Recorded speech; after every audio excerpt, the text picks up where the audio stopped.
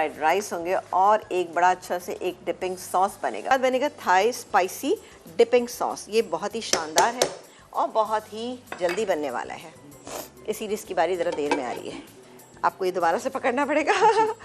अच्छा जी, यहाँ पर स्पून ले लेते हैं। अच्छा, थाई डिपिंग सॉस की जो इंग्रेडिएंट है उसका बेस जो है वो है इमली का पल्प, तकरीबन हाफ कप इमली का पल्प। चिली सॉस इसके अंदर जाएगा 2 टेबल स्पून, ठीक है, ये चला गया। फिश सॉस इसके अंदर जाएगा 1.5 टीस्पून। इसके बाद जाएगी इसमें ब्राउन शुगर और क्या चीज़ है, ये हरा धनिया है और ये है इसके अंदर स्प्रिंग अनियन, ठीक है। इसको अब हम मिक्स कर लेते हैं। नमक डालने की आपको ज़रूरत नहीं है, नमक डालना चाहे तो डालें, लेकिन इसमें आपको ज़रूरत नहीं पड़ी। ज़बरदस्त सा ये थाई डिपिंग सॉस जो है ये तैयार हो गया। ये देखिए, कैसे सर्व किसके साथ? ये इन सब चीज़ों के साथ सर्व कीजिएगा ना, तो जिसको भी थोड़ी सी ज़्यादा हॉटनेस चाहिए तो बेहतरीन रहेगा।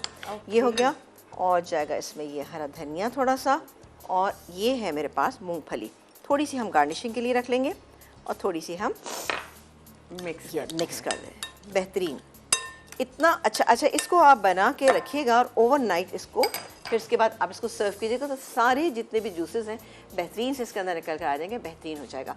ये हमारा तैयार हो गया। तो